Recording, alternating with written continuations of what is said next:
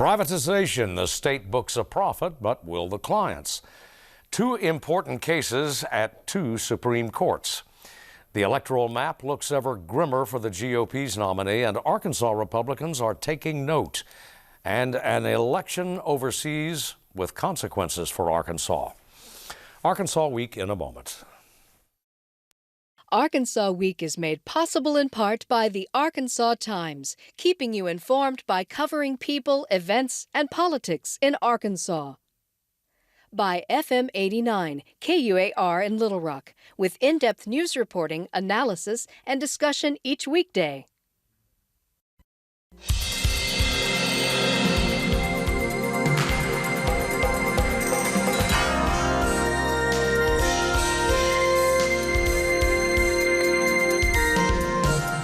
This is Arkansas Week.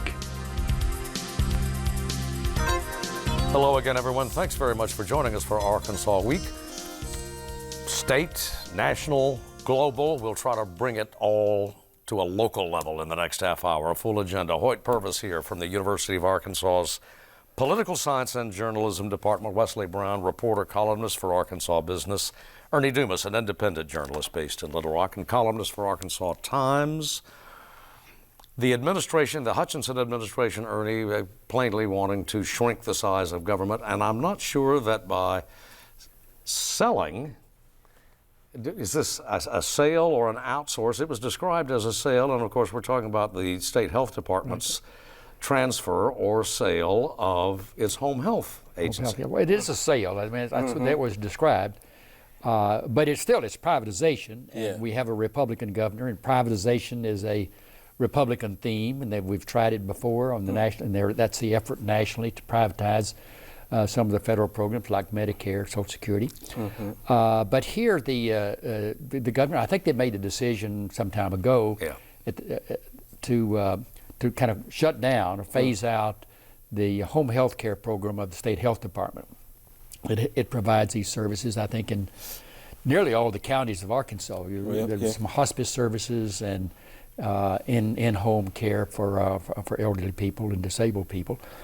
So, and it's a very profitable business. It's become a very, home health care service has been very profitable. So they sold the whole program. They sold a state agency in effect in all the facilities, and I guess sold their staff to Kindred Healthcare, which is the largest home health care organization in the country. For $39 million. Obviously, Kindred hopes to make a lot of money off this program, or else they wouldn't have paid $39 million. So Arkansas, the state government, will reap $39 million, well, a net of $25 million after they reimburse employees for their paid-in benefits like retirement and so forth. So the state will we realized, I guess, $25 million. I guess they can put into highways or something. Highways need some money, and I don't think they're going to get the money that they thought they were going to get out of the special session of last month. But nevertheless, it does shrink the state government. So it'll be 280 employees fewer. The governor can say he has shrunk state government. Plus, I think maybe 1,600 contract employees, people that they hire to do these kind of services. But they weren't salaried employees, so they didn't have to pay them fringe benefits, pensions, and so forth, health care. So all of that will be undertaken now by this private company from, I guess, Louisville, Kentucky. And this was a $39 million deal, pocket change for this company. Their annual revenues is about $7.2 billion. As you said, they're the largest home health care. It's unusual in the sense that, as you mentioned, this Republican thing of privatizing, but this is unusual in that it's an outright purchase and acquisition. Generally, in Arkansas, we've tend to outsource as Prison springs to we outsourced prisons a few years ago and then took it back. It didn't work out. So it didn't work out. So this is unusual, and it'll be interesting to see if this theme will continue, especially with the parts of government that you've got a new director over at the Department of DHS, and there are other departments, especially on the health care side of things, Department of Health and Social Services. So if this continues, it'll be interesting to see what other areas where you can privatize and as you said, shrink. You're already starting to see in those employment numbers the number of government jobs has stayed about the same. It had been growing for several years, but now it's starting to kind of shrink a little bit. So he'll get the benefit of saying, "Hey, I've downsized the size of government in Arkansas." That'll be a benefit. You'll see the numbers in the employment numbers go down. So it has tremendous benefits for him politically also. For Hutchinson. But for the beneficiary or the recipients, the clients, obviously it's a very labor-intensive undertaking, home health care. You can't computerize it, and you can't So as Ernie noted, the state's booking $24 million of it's good. Nobody would argue it's good politics, and maybe it's good financially. Will it be good in the long term for the clients? Well, I mean, the one thing that it'll be interesting, the liability that sometimes comes with this whole issue of home health care.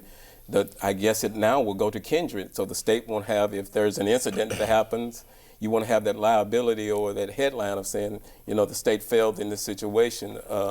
But, in terms of how will it impact the state going forward, it'll be interesting. You have this is a publicly traded company, so it's the first thing in its mind is going to be profit. Shareholders. Yeah, you got shareholders. So we have to look, to see if this is working. We'll have to go look at their financial statements, look at their quarterly earnings report to see if it's a success or not. And maybe that one thing is interesting because they won't be beholden to taxpayers anymore to say how we're doing with helping this vulnerable part of our population.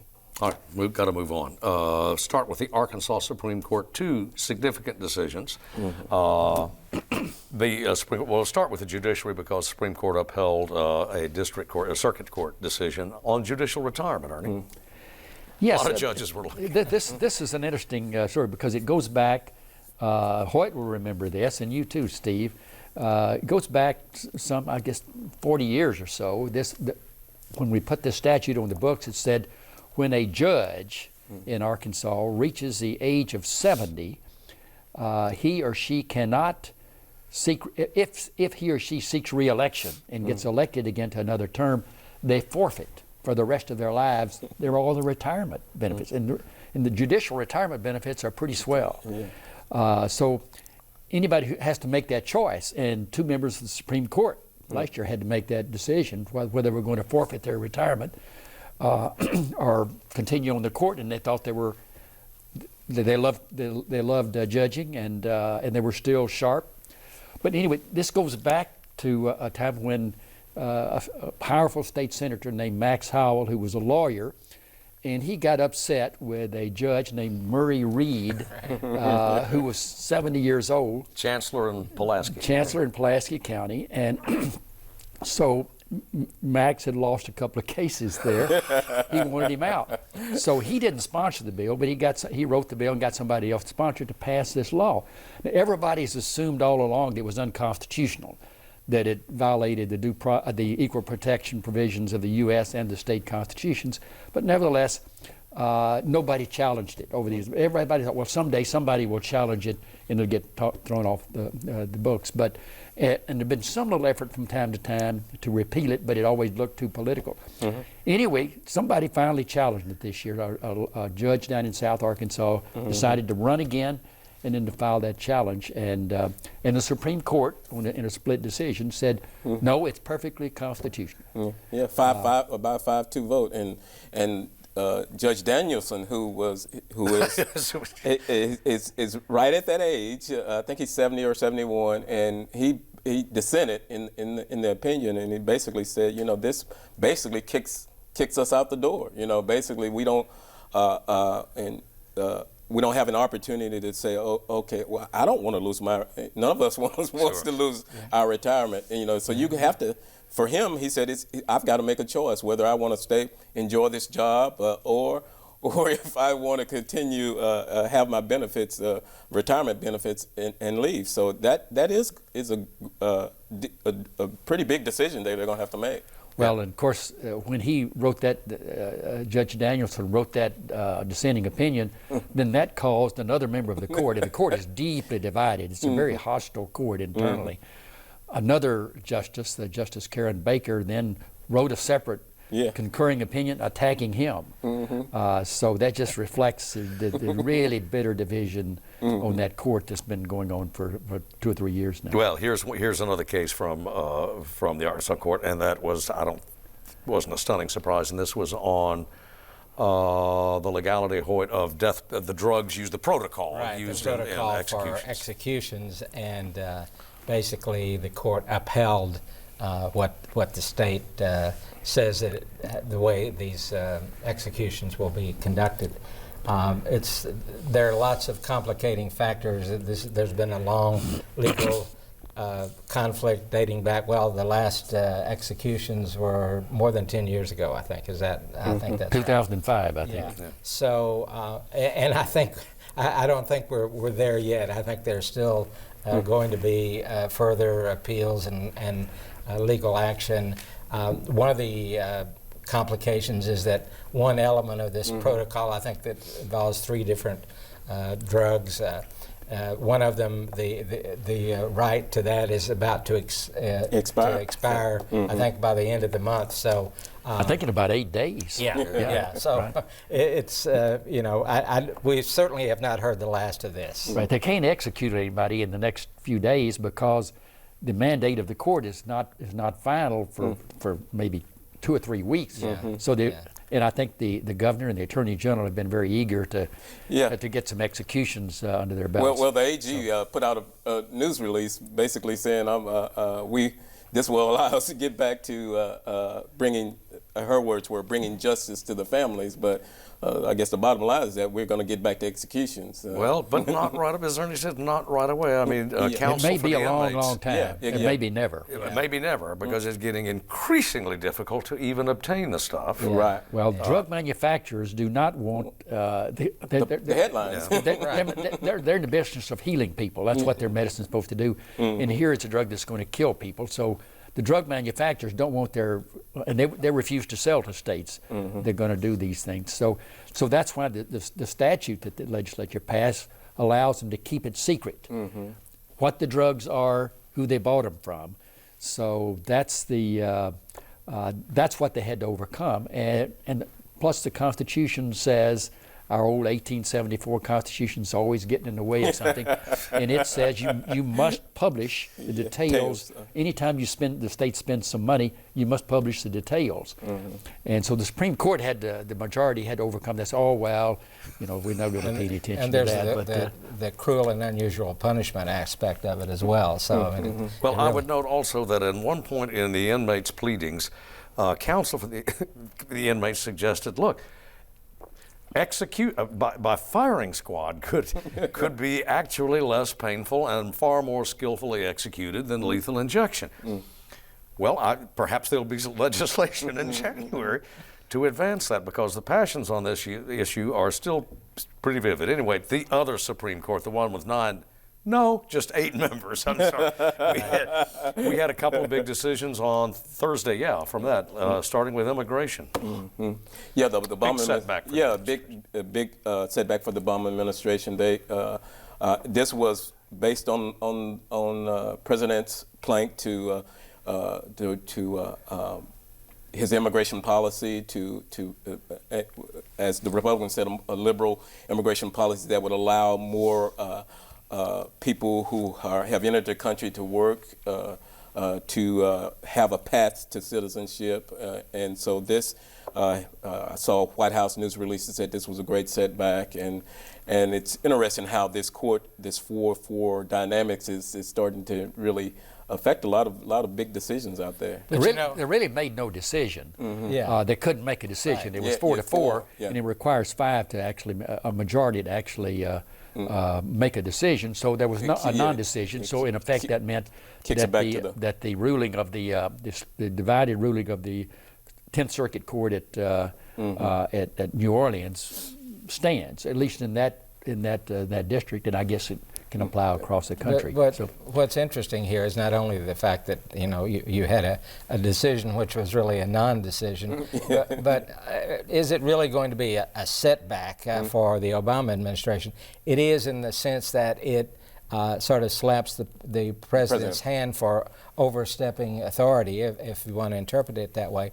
But are we going to see massive numbers of people leaving the country anytime soon? And there are also some political implications here, which actually could benefit President Obama's party. So, well, actually, all the Obama plan did was simply lift the threat of being evicted and sent back from about 5 million people out of the 13 million or so so-called illegal immigrants.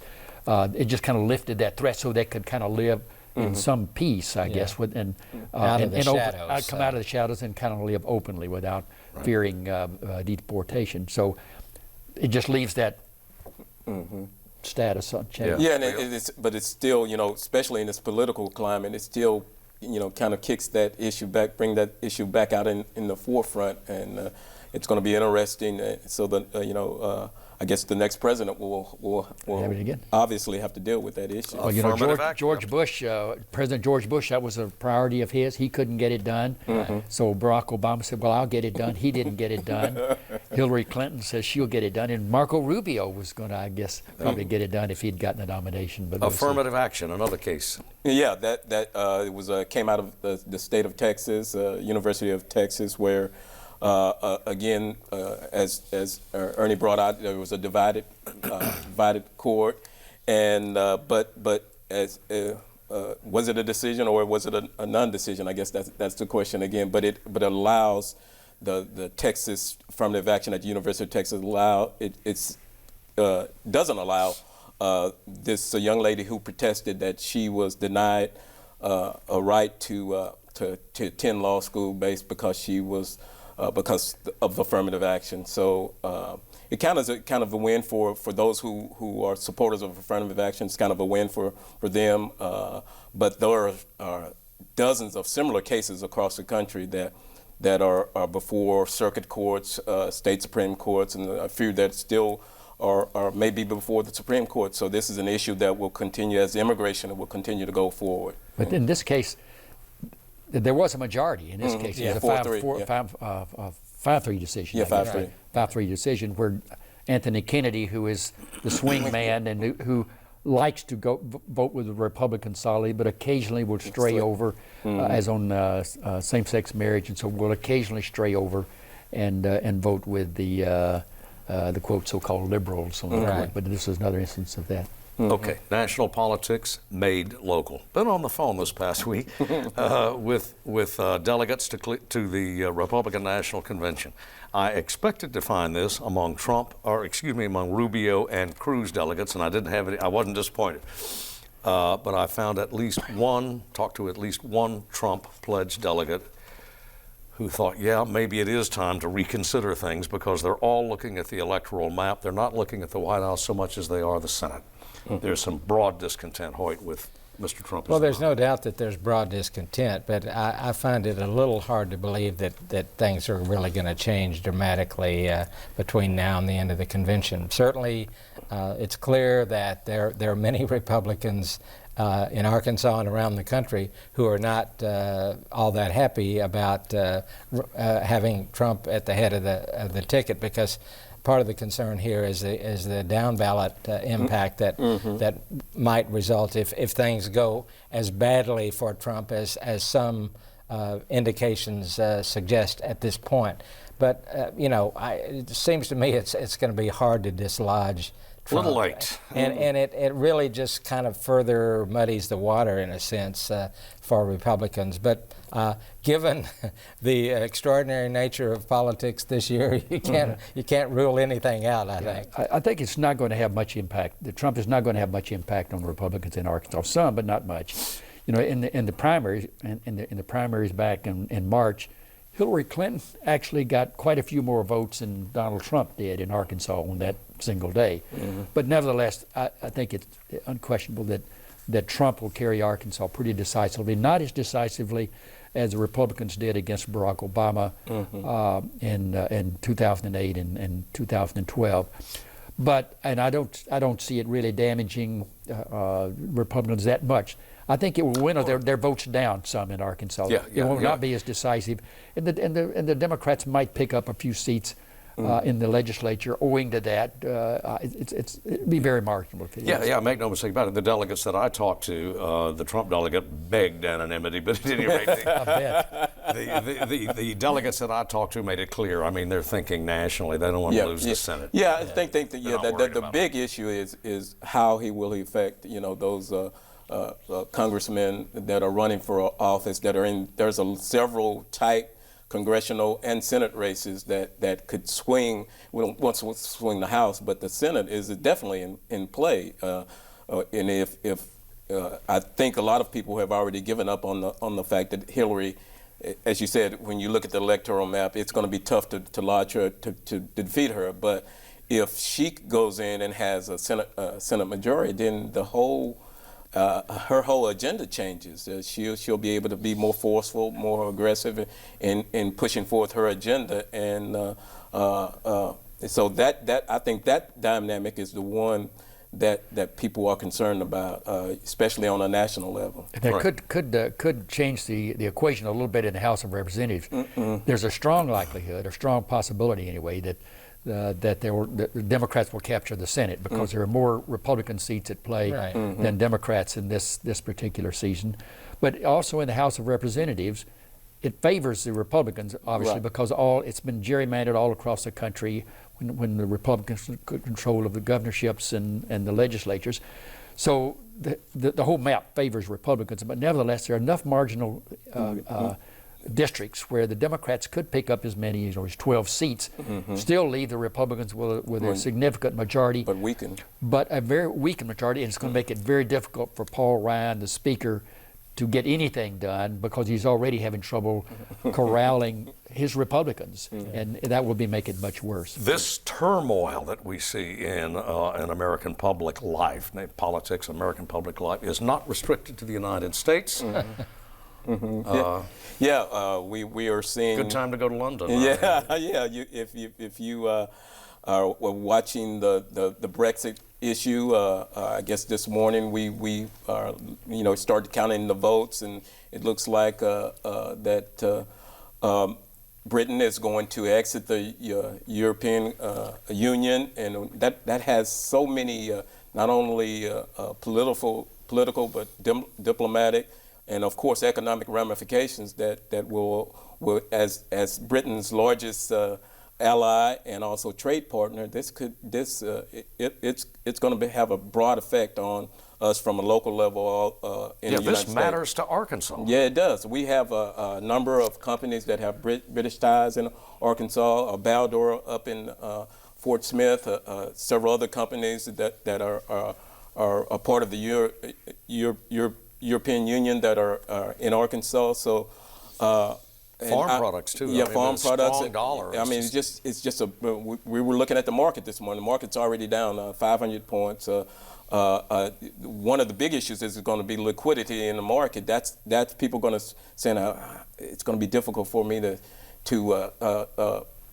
put my money in the market. So you're going to have a lack of liquidity, and that's what happened in our last big recession. That caused people were afraid to put their money in the market, and were afraid of the market. So this could have a broad effect. And also the British Prime Minister said this morning, David Cameron said, "I'm out of here." Well, there's so many dimensions to this thing. I mean, there's the economic and political instability. There are the parallels if you can look at the American current political climate here, the nationalism, the populism, the we want our country back, those elements that are particularly associated with the Trump campaign. It's really interesting to see Mr. Trump holding a press conference at his golf club in Scotland, in which basically he weighed in support of the Leave group. That is the, but It's a victory for him. It was a victory for Donald well, Trump. sure, that's that's what he cared the for. way he's. Everything's a victory for even Donald if Trump. even if it's on a golf course in In Scotland. Turnberry, yeah. Right.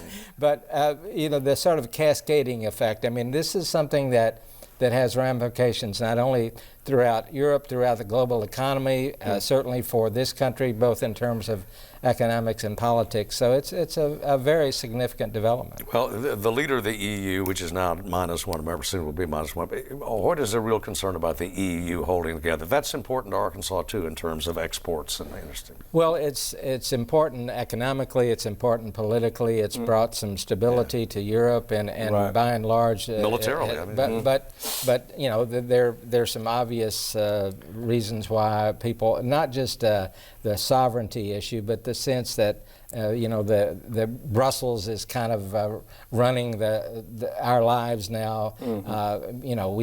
We don't need that. We want to be our own.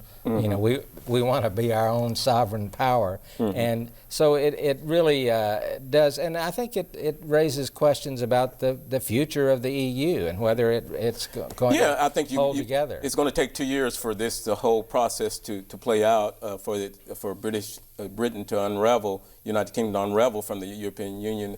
During that two-year period, as you said, it'll be interesting. There are already talks of some nationalist groups, in Switzerland and other countries that are saying we may have the Nexit and the Frexit, and because the Netherlands and France. I mean, there's certainly. I mean, you look at what's going on in France.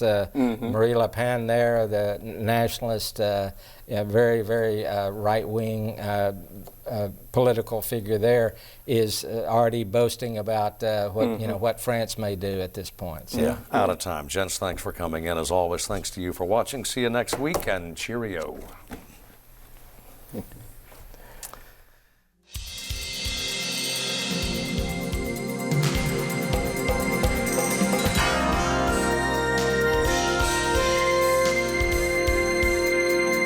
Arkansas Week is made possible in part by the Arkansas Times, keeping you informed by covering people, events, and politics in Arkansas. By FM 89, KUAR in Little Rock, with in-depth news reporting, analysis, and discussion each weekday.